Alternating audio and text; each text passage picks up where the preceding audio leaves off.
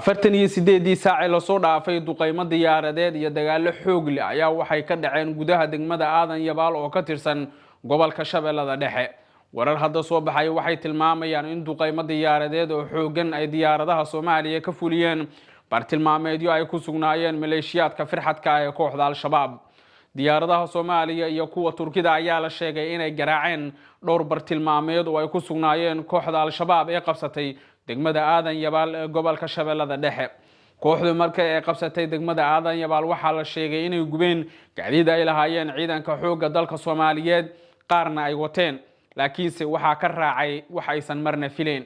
intii ay wadada ku sii jireen ayaa la sheegay in diyaaradaha Soomaaliya sida roobkii oo kala gantaale ay ugu garaaceen, waxaana la sheegay in khasaaro xoogan uu soo gaaray maleeshiyaadka kooxda Al-Shabaab.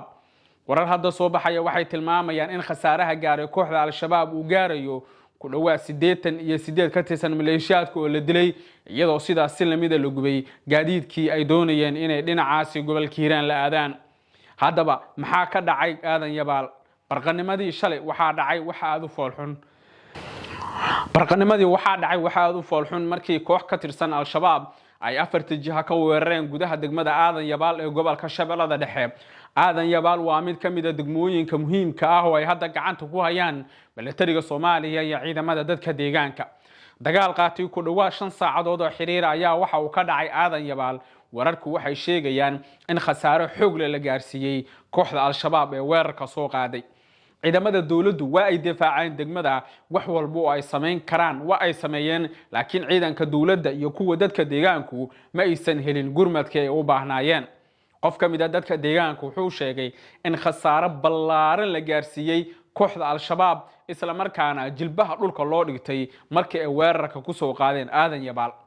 diyaaradaha Soomaaliya inkastoo duqeymo xoog leh ay ka fuliyeen bartilmaameedyo iyo koox ka tirsan Al-Shabaab oo sida raxan u socda isla markaana la duqeeyay, haddana duqeyntu waxa ay moodaa inay ka soo daahday ciidamada dadka deegaanka iyo kuwa xoogga dalka Soomaaliyeed.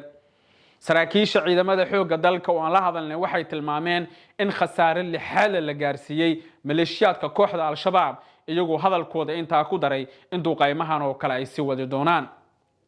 markaad eegtay istiraatiijiyadda ay ku fadhido degmada Aadan Yabaal ee gobolka Shabeellada Dhexe, waxay isku xirtaa Hiiraan, Galgaduud iyo Shabeellada Dhexe, waana fariisin muhiim ah oo ay ciidamada xoogga dalka Soomaaliyeed looga baahnaa inay xajistaan. xoga iyo macluumaad aan helnay waxay tilmaamayaan in duqeymuhu markii ay dhaceen kadib ciidamada dawladdu ay heleen gurmad ka yimid dhinaca gobolka Galgaduud, taasoo sahashay in ciidamadu ay sii xajistaan degmada Aadan Yabaal. inkastoo shabaabku ay qabsadeen degmada Aadan Yabaal, haddana duqeymaha sida roobku ugu socda waxay saaleen in kooxda ay iskaga cararaan oo duqeymaha ay u adkeysan waayaan degmadana ay ka baxaan. insha Allah saaxiibayaal wixii ku soo kordha waa la socon doontaan.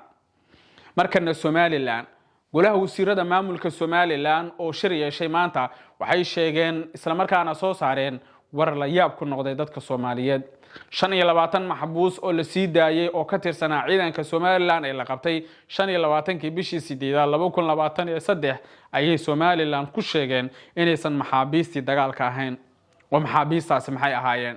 afhayeenka madaxtooyada Somaliland Dayr wuxuu sheegay in haba yaraatee maxaabiistaasi aysan ka tirsanayn ciidanka Somaliland. isagoo hadalkiisa sii wato wuxuu sheegay in ciidankii Somaliland ee dagaalka lagu qabtay aan la sii deynin.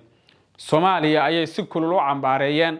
waxay sheegeen dawladda Soomaaliya gaar ahaan safarkii ra'iisul wasaare Xamse uu ku tagay magaalada Laascaanood inuu ahaa mid la yaab iyo amaka ku noqday ummadda Soomaaliyeed. warku wuxuu intaa ku daray in sidoo kale la joojiyay wada hadal walba u dhaxeeyay Soomaaliya iyo Somaliland. laakiin sheekada aniga isoo jiidatay ee la yaab kale waxay ahayd sidee ciidanka Somaliland loo dafiraa. wixii aan aragnay ee garoonka Muqdisho iyo garoonka Laascaanood laga soo dejiyay maysan ahayn ciidankii Somaliland. maxaa khaldamay? halkeesa sartu iska qaban laadahay. warar aan helnay waxay tilmaamayaan in 48 saac ee la soo dhaafay ay aad u xoogeysteen guuxa siyaasadeed ee ku aadan in Somaliland aysan raalli ka ahayn wixii ka dhacay aagaasi. xogaha iyo wararkii ugu dambeeyay oo aan hadda helayna waxay tilmaamayaan in sidoo kale uu jiro guux siyaasadeed oo la xiriira in la sii daayo maxaabiis kale. Somaliland waxay sheegtay in iyadu ay soo dhaweynayso in maxaabiis la sii daayo, laakiin hay'adda Laanqeyrta Cas markaasi arrimaha maxaabiista ka shaqeysa ay kala gudbin karto maxaabiista ku sugan Hargeysa iyo kuwa ku sugan magaalada Laascaanood. dhinaca gobolka Jubbada Dhexe dhowrkii saac la soo dhaafay duqeymo diyaaradeed oo aad u xoogan ayaa waxay ka dhaceen gobolka Jubbada Dhexe xubno ka tirsan kooxda Al-Shabaab ayaa la beegsaday. xogaha wararkan helayna waxay tilmaamayaan in dhowr bartilmaameed oo ay joogeen kooxda Al-Shabaab la duqeeyay sida ay wararka iyo macluumaadku tilmaamayaan. ila wareedyo muhiim ah waxay tilmaameen in duqeymuhu intooda badan ay ahaayeen kuwa bartilmaameeda oo lala eegtay maleeshiyaadka kooxda Al-Shabaab. labadii bil ee la soo dhaafay dawladda Soomaaliya waxay laba jibaartay duqeymaha ay ka fulinayso gobolka Jubbada Dhexe. saaxiib yaal intaas ayuu ku dhan yahay wararkeenii haddii ay tahay markii kugu horeysay muuqaalkan sii share garee oo like saar YouTube keena channelka ku soo bir oo subscribe dheh si aad wararkii ugu dambeeyay oo la socotid.